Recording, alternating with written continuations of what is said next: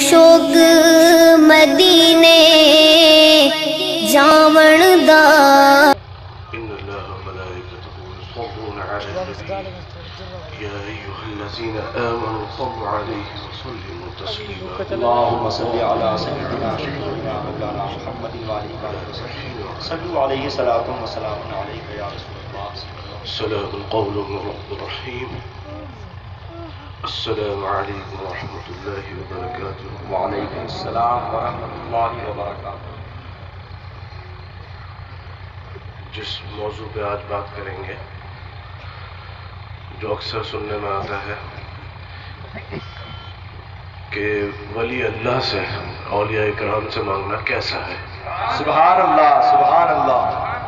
یہ اکثر سوال پوچھا جاتا ہے اور بعض وقت یہ ہوتا ہے کہ لوگوں کو معلومات نہیں ہوتی ہے اور سامنے والے کے سامنے زیر ہو جاتے ہیں، جواب ہی نہیں معلوم.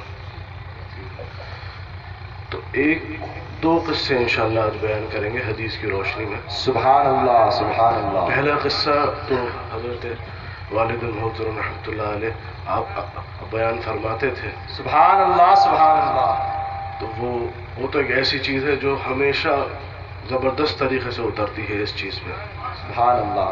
بہرحال تو قصہ یہ ہے کہ جب آپ آقا دو جہاں صلی اللہ علیہ وسلم آپ تشریف فرما ہوا کرتے تھے تو آپ کی خدمت کے لیے وہاں پہ لوگ حاضر رہتے تھے، اکثر صحابہ اکرام ہوتے تھے. بے شک تو بے شک دل سے جو دعا نکلتی تھی وہ تو ہمیشہ ہی رہتی تھی. بے شک. سبحان اللہ سبحان تو اللہ. فجر کا وقت کے معاملات تھے اور کوئی ایک خدمت میں موجود تھے وہاں پر، وہ پانی وضو کے لیے انتظام رکھتے تھے. تو سرکار جیسے میں نے کہا دل سے تو دعا رہتی تھی لیکن اس دن آپ نے زبان سے فرمایا کہ مانگو کیا مانگتے ہو. سبحان اللہ سبحان اللہ سبحان اللہ. فرمایا مانگو کیا مانگتے ہو. اس دن محبت کا جو پیمانہ تھا وہ لبریز تھا. فرماتے ہیں مانگو کیا مانگتے ہو.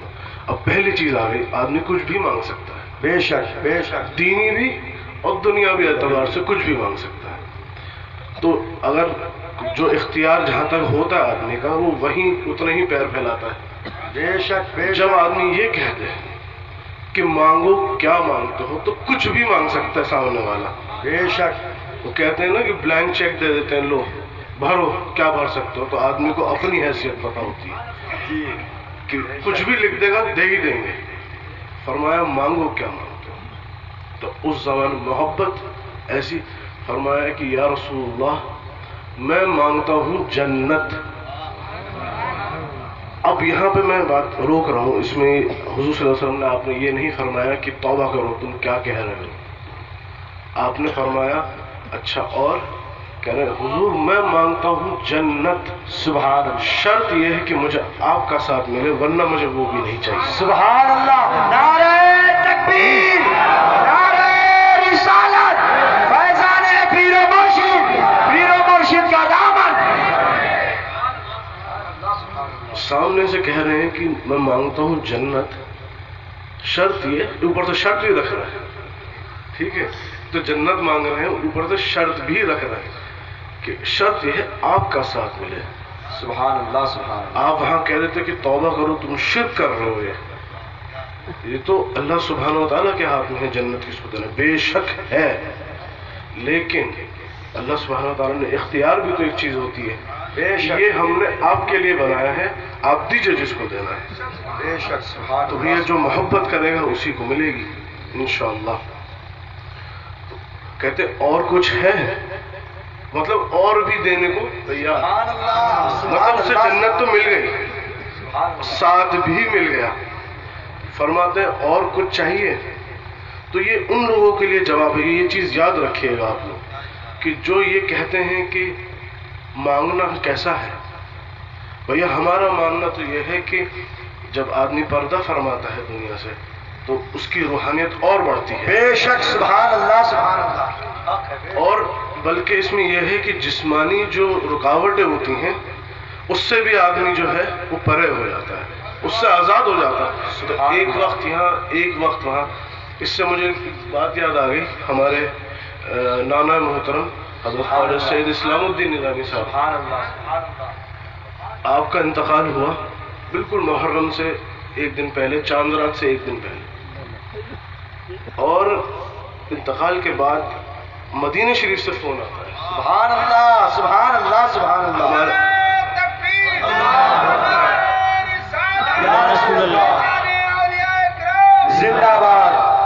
سبحان اللہ. تو میں یہ روحانیت کی بات بتا رہا تھا کہ پردہ فرمانے کے بعد اور کس طریقے سے بڑھتی ہے، یہ چیز تو بالکل ہم نے سامنے ہی دیکھی ہے. سبحان ایک چیز ہوتی ہے اللہ. آپ نے کتابوں میں پڑھ لی اور آپ نے سن لیا کسی سے، ایک چیز وہ ہے جو آپ نے دیکھی ہے. بے شک. سبحان اللہ.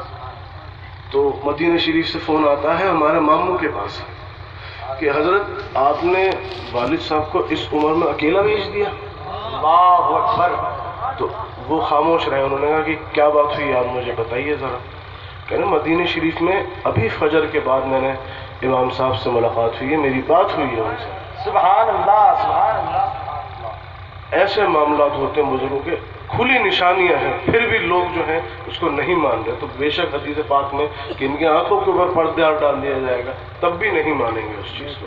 اب سوچئے انتقال ہوا دلی میں، فجر کی نماز ادا ہو رہی مدینہ شریف. سبحان اللہ سبحان اللہ سبحان اللہ. روحانیت تو بڑی رہے، روح تو ختم ہوگی نہیں نا آدمی کی. بے شک. جسم ہے یہ چیز تو ایک اس طریقے سے. دنیا کے معاملات تو ایسے ہیں جیسے آپ آئے پیڑ کے نیچے کچھ گھنٹے سوئے اور آپ چل دیے.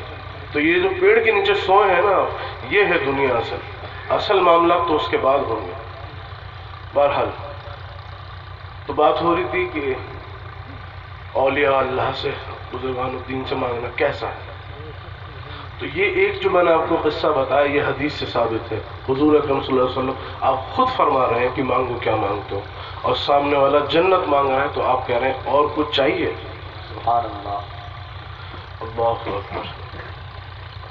ایک اگلا جو واقعہ ہے یہ بھی حدیث پاک سے ہے، صحیح بخاری سے اس میں لکھا ہوا ہے. اس میں ہے کہ بروز قیامت جو تمام امت جو ہوگی اصل بھلا دیا جائے گا کہ کس کے پاس جانا ہے، اور پریشان ہوں گے سب لوگ، سب پریشان ہوں گے اور مدد مانگنے جائیں گے. میں شفاعت کی بات نہیں کر رہا ہوں، میں مدد کی بات کر رہا ہوں. سبحان اللہ. مدد مانگنے جائیں گے. سب سے پہلے جائیں گے کس کے پاس؟ حضرت آدم علیہ السلام. سبحان اللہ. بے شک بے شک. آپ سے مدد مانگیں گے کہ مدد فرمائیے. اس کے بعد حضرت موسیٰ علیہ السلام کے پاس، حضرت عیسیٰ علیہ السلام کے پاس، پھر آخر میں حضور اکرم صلی اللہ علیہ وسلم کے پاس. وہ بھیجیں گے کہ ہمارے اختیار میں نہیں ہے یہ چیز، ان کے پاس جاؤ. یہ بتا کون رہا ہے؟ بتا کون رہا ہے؟ سبحان اللہ سبحان اللہ. یہ تمام بات جو ہمیں معلوم ہے، جو بڑے مزے سے لوگ بتا دیتے ہیں کہ شفاعت فرمائیں گے حضور اکرم صلی اللہ علیہ وسلم، یہ بات بتائی کس نے ہے؟ حدیث سے تو معلوم چل گیا. حضور اکرم صلی اللہ علیہ وسلم آپ نے خود بتایا. یہ چیز سمجھ بہت باریکی کے معاملات ہیں، سمجھیے اس چیز کو. حضور اکرم صلی اللہ علیہ وسلم آپ خود بتا رہے ہیں کہ یہ معاملات ہوں گے. لوگ جائیں گے اور کہیں گے کہ یا آدم علیہ السلام مدد فرمائیے. شفاعت فرمائیے نہیں کہیں گے، مدد فرمائیے. اس وقت کیا لوگ زندہ ہوں گے؟ میرا سوال یہ ہے. اللہ اکبر. اس وقت لوگ زندہ ہوں گے؟ یہ کہتے ہیں نا زندہ سے مانگ سکتے ہیں. ہمارے لیے تو ہمیشہ ہی زندہ رہے اور قیامت تک زندہ رہے. سبحان اللہ. نعرہ تکبیر، نعرہ رسالت، فیضان اولیاء کرام، فیضان پیر و مرشد. اللہ اکبر. آپ سے مدد مانگنے جائیں گے وہاں پر. اس وقت بھی آپ یہ نہیں فرما رہے کہ خبردار جو کسی نے مدد مانگی ہوگی، یہ شرک ہے. استغفر اللہ.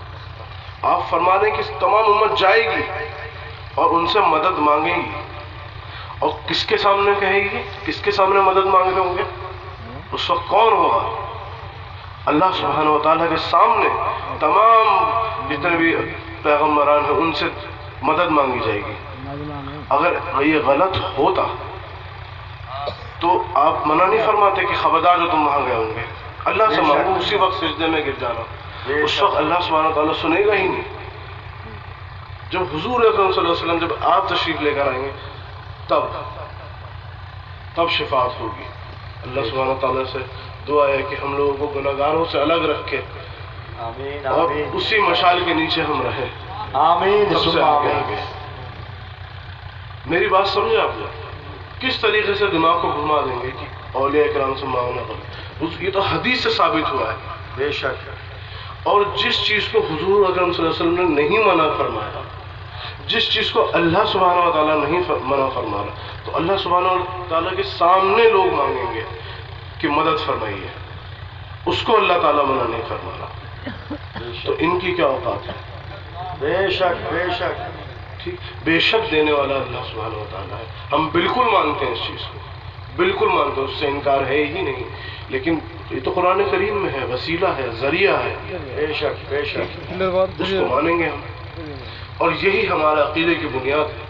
बेशक। तो इस चीज में बिल्कुल खरा उतरना है, बिल्कुल मजबूत उतरना है, किसी के बहकावे में नहीं आना है इंशाअल्लाह। और मैं आप सब लोगों से कहूँगा कि खाली दिमाग होगा तो पता नहीं होगा तो आदमी किसी को कुछ भी कह के बेवकूफ़ बना के कुछ भी बेच देगा।